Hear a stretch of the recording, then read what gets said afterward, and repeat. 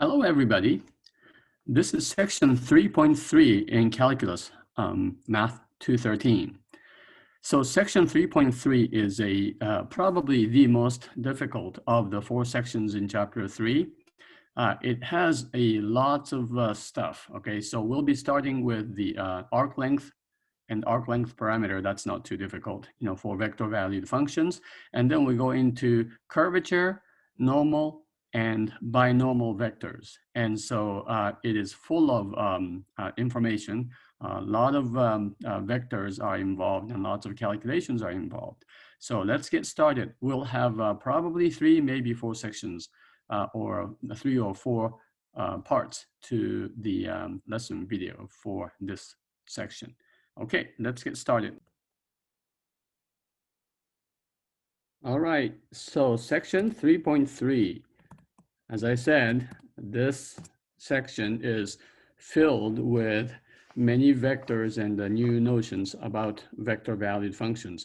We'll be studying the arc length, curvature, normal, and binormal vectors. All right, so far, what do we have? Okay, so we have r of t, which is a vector valued function, right? And typically, and we assume that it's either 2 or 3 dimensional, but let's just assume 3 dimensional because that covers 2 dimensional as well. You just let z be equal to 0. And so you have xt, yt, and zt. And think of like the helix or something, standard. Okay.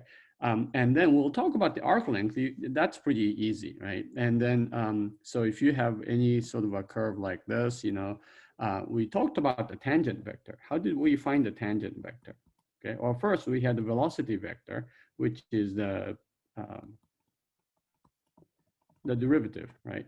And so that is tangent to the motion of this object described by the vector valued function.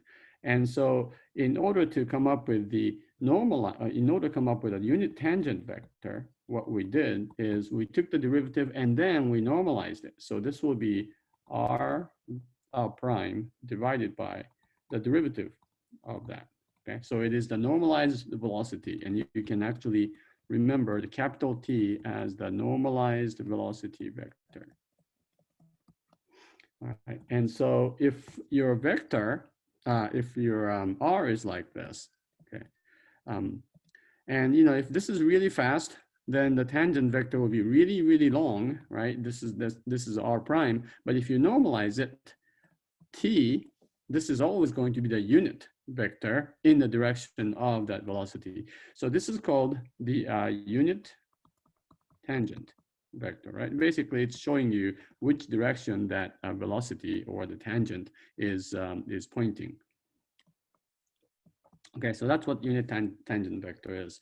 All right, so what we're about to describe is how far the object is traveling, that's the arc length, and then how much the curve is how much of the curve is occurring. For instance, over right here, the curve seems to be sharper than over here. This is more like a straight line here. And then we'll talk about what the normal and binormal vectors will tell us. So these really are the key ingredients when we try to describe an object flying in the air or in the space, right? So there's actually a reference to these things in that famous movie, Hidden Figures, where one of the hidden figures, one of the female scientists, mathematicians, is talking about these vectors because they describe obviously things like aircraft or spacecraft. Okay, so let's talk about the number 1, arc length. All right, so how do you describe that?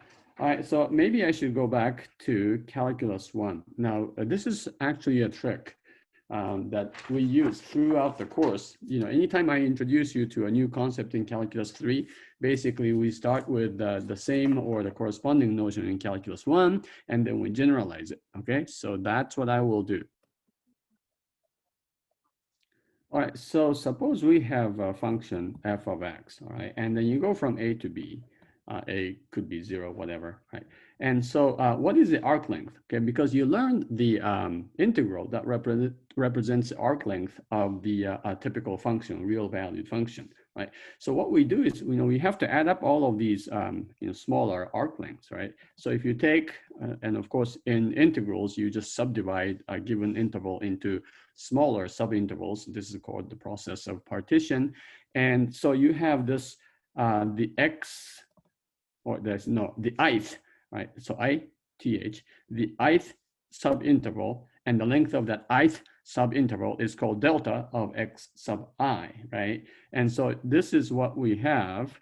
And of course, the corresponding, the y value changes by delta yi, right? And then we're trying to describe this part, the arc length of this subinterval, which is, technically a curve, but you can sort of approximate it by the straight line, which is the the hypotenuse of this right triangle, right? So we say SI is approximately equal to the square root of delta xi square plus delta yi square. This is something you probably did at the very beginning of calculus 2 or at the very end of calculus 1, right?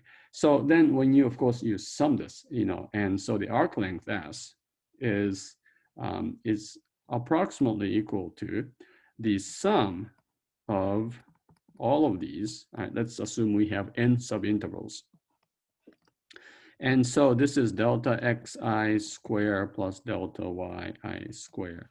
And then we let the norm of the partition go to 0, which means that all the partitions, the subintervals get smaller and smaller, right? And so this becomes an integral. This is the process of, going from the Riemann sum to the definite integral, and it goes from a to b, and then you have the square root of what? Well, you can write this as dx square plus dy square, right? That's fine, except, we really just don't do this, right? Because everything is in terms of x. So then we divide everything by dx square inside, right? And then outside you have dx itself, because, it's the square root of dx squared that you're dividing by. And so we had in our calculus class the arc length formula, which was S is equal to the integral of the square root of, notice here, this is 1 plus, and of course this is dy dx squared. That's f prime squared dx. Okay, so if you may remember this, you may not. That's okay. If you don't remember it, that's fine. Right. But what I want to focus on is right here. Okay, so take a look at that. From here, we are going to develop this now. Okay, so now x and y are functions of t. Right? I mean, you have xt and yt. So the s is going to be approximately equal to this, of course, delta x square plus delta y square, let's say the ith interval here. And by the way, you don't need to know all these steps leading up to this, but this will actually be, and as n becomes infinity, or as the norm of the partition goes to 0, this becomes something like this, right? And this is exactly what we had before, dx square plus dy square, but that's not quite complete. So this time, though, we're going to divide this whole thing by, or each term by dt squared. Let me just use red, right? Because, as I said, it's a function of, x is a function of t, y is a function of t. And so since I divided both of these by dt square, right, that's in the denominator, under the square root, what comes out is just dt. All right, so here's our formula for the arc length. Right, so the arc length is going to be the integral of the square root of x prime of t square plus y prime of t square dt. Okay, so we are assuming here that r of t is equal to xt and yt.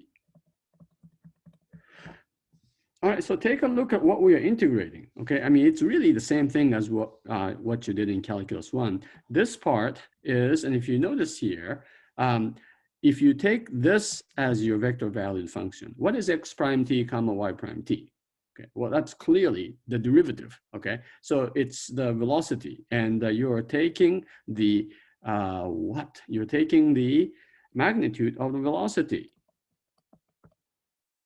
right? Or the magnitude of r prime, okay? And that magnitude of r prime is, not surprisingly, called speed, all right? So basically, you are integrating the speed, all right? So let me summarize what we just said, all right? Here's a summary. And this is the first formula, the first main formula you need to know. I'm going to go ahead and exercise my freedom to make this into a three-dimensional vector valued function, okay? Because the idea is the same, and the Pythagorean theorem is the same, right? It's the distance is the square root of x squared plus y squared plus z squared. So you just add that element here. If that's the case, so if r is this, then the arc length will be obtained, okay, as t goes from A to B. Maybe I should say that. Sorry about that. If this, comma, I guess I can have a comma here, and let's say t goes from A to B. Okay, then the arc length between t is equal to A and t is equal to B is described by S, which is the integral from A to B of the square root of x prime. I'm going to skip the t, x prime square plus y prime square plus z prime. Of course, that's in terms of t. So this will be a function of t, and then dt. Okay, you can also write this, and I prefer this. You can also write this as I described, as the integral of, what are you integrating? You're integrating the speed, okay, which is the norm or the magnitude of velocity. All right, so that's what you get. And by the way, this is your S, right? You may want to highlight this. I won't do this, maybe. And just so you know, okay, we're looking for the distance, right? I mean, that's the arc length. And what we're doing is it's actually, you're taking the speed at each point and then multiplying by its time, okay? So if it's constant speed, of course, then the speed times time. Does it sound familiar? Yeah, the distance is equal to rate times time. I'll come back to this concept again, but that's basically what we're doing. I think this is what you learned maybe like in 3rd or 4th grade. And so we are back at that level, except now we are doing integration instead. All right, so let's do an example. Maybe I'll do a couple of examples here. Let's do one two-dimensional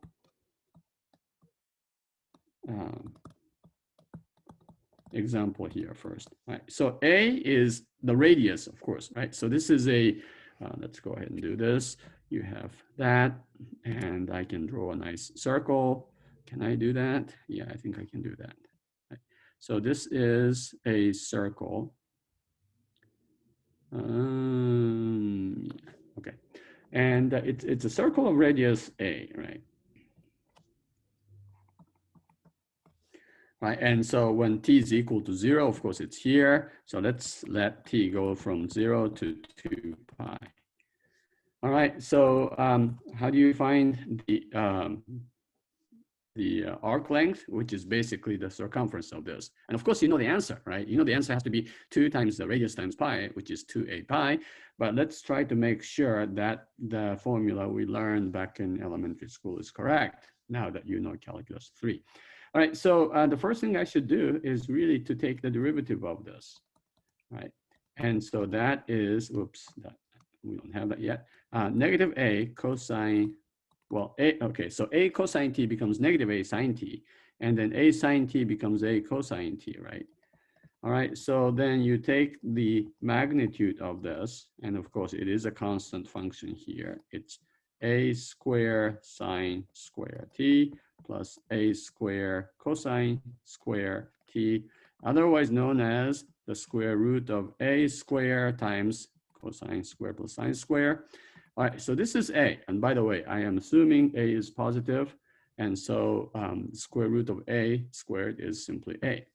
Okay, so the arc length is then 0 to 2 pi, and then a dt. Okay, so of course this is a t going from 0 to 2 pi if you have to do it this way.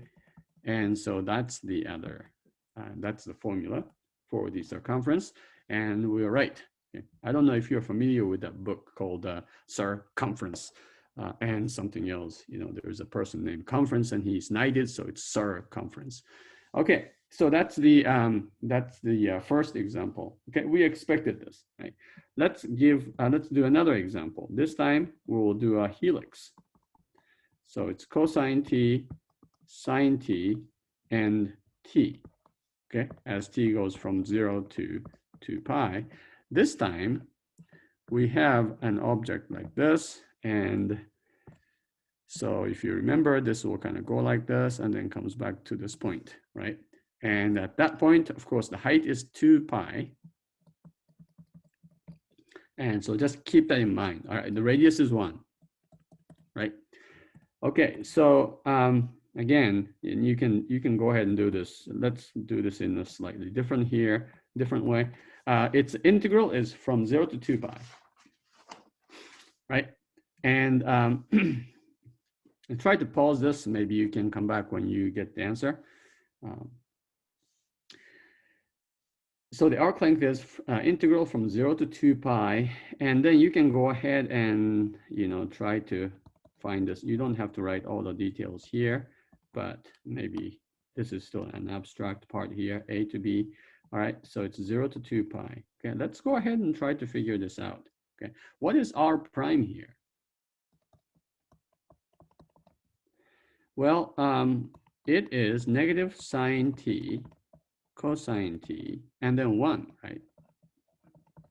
So then you take the square root of sine squared t plus cosine squared t plus 1 dt. This is also a constant function. This time it's a square root of 2. Okay, so the answer to this question happens to be that. Okay, 2 times the square root of 2 pi. Now, here's another way to look at this, right? Just take a look, and I know this is a circular, a cylinder, but you can, sort of open up this circular cylinder, right? And what we have is, if you think of this red path as the motion of something crawling along the circular cylinder, basically, if you open this up, you have, so the radius is 1, so the circumference is 2 pi, the height is 2 pi. If you rip this open, like if you cut this thing at right here at this point, it's right this, and the object, an ant or something crawling, is actually just going on a straight path like this, right? And since this is the diagonal of the square of each side being 2 pi, this is 2 pi times the square root of 2. That's how far that little bug has walked. And that, of course, is consistent with what we have. And in fact, what we found is that, that movement or the motion is of a constant rate, constant speed.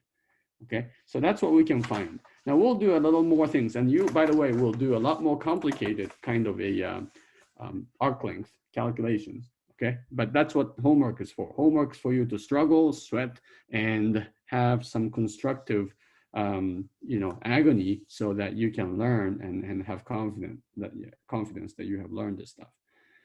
Okay, so before we go on to the next topic here, we have one more little thing that's related to the arc length, right?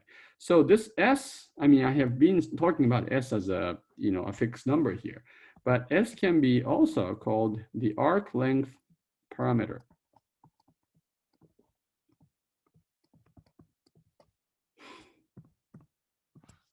And so here's what we are going to be talking about, all right?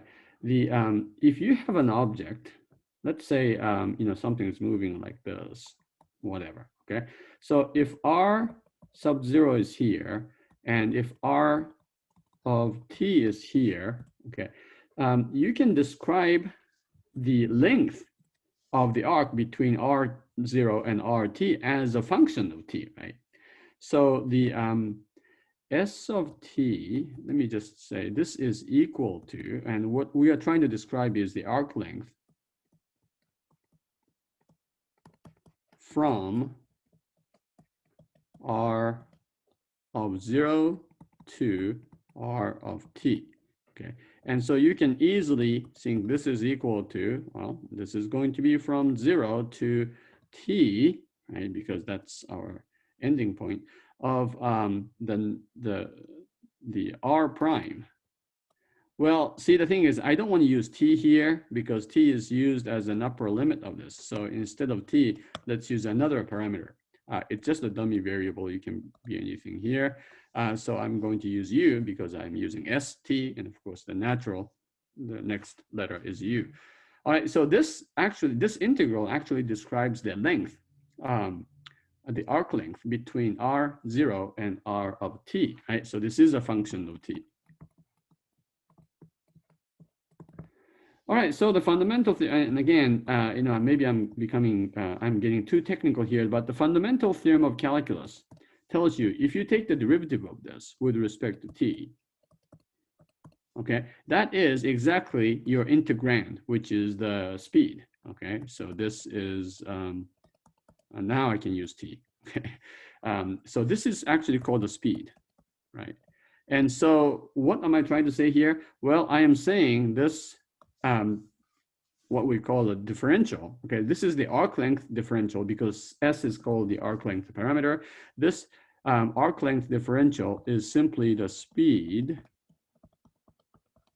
You can write, R prime, of course, is the velocity. So you can write V anytime you see R prime times dt. Okay, and so this actually gives you a sort of a way to convert from dt to ds. Dt is, of course, your parameter, the differential with respect to t, but now you can convert to the differential with respect to s. And it's going to do one interesting thing here. Again, going back to your elementary school days, this is actually the distance, right? The sort of, okay? And then this is your speed, which is rate. And this is your change in time. So again, you have this very basic concept. Distance is rate times time. All right, but this turns out to be fairly important. Maybe not in our context in Calculus 3, but and you'll do a few examples, a few problems of this. Okay, and in fact, I'm going to give you an assignment right now just to see if you can understand this. But this whole thing is called the arc length differential. Okay, and so sometimes differential, the S is called the arc length parameter. All right, so the reason I am talking about this is because of this idea called reparameterization. Reparameterization. Now, some people put an E here. I normally don't. I skip that because that's how we pronounce it. Parametrization as opposed to parameterization. Parameterization. And so this is what we do. Okay, instead of, here, let me just give you an example. Let's say your R is 2t, t, 4t. Now, you know what this is? Good.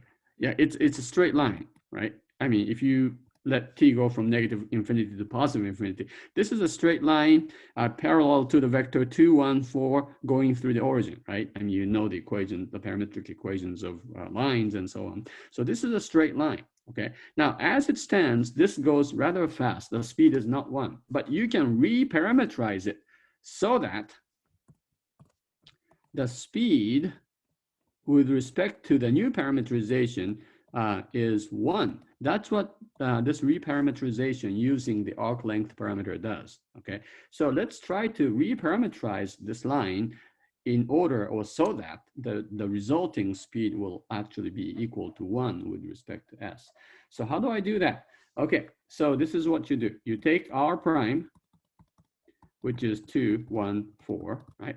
And so you find the differential or the norm of that, which is speed. And that, of course, is 2 square plus 1 square plus 4 square. And that turns out to be 4 plus 1 plus 16, looks like 21, right? And so if you look at this equation here, right? This is, you write ds is equal to the square root of 21 dt. Okay. Basically, all you're saying is ds dt is equal to the square root of 21. Remember, s is the distance and t is the time. So distance divided by time is going to give you the rate. But anyway, this is what you have, right? And so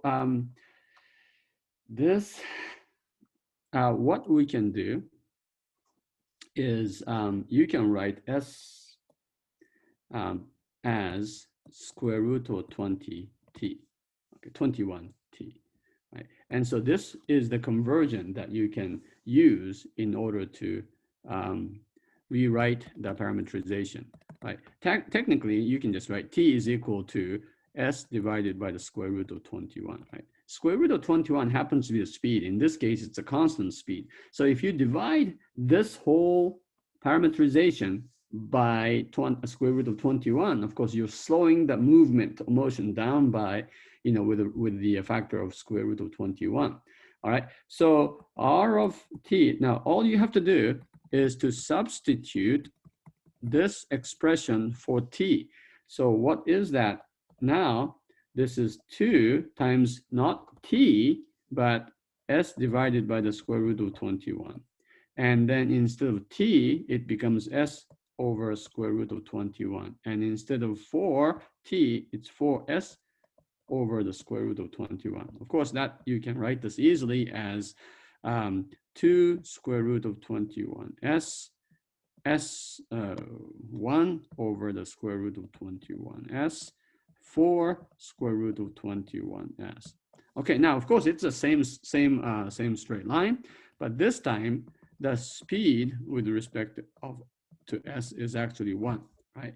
And so this is called the reparameterization using s, the arc length parameter, so that the speed will be forced to be equal to 1. All right, so you'll have a few problems like this, right? And then, so work on those problems in your homework. So that's number 1, the first of the maybe like 4 concepts in this section, which has been arc length.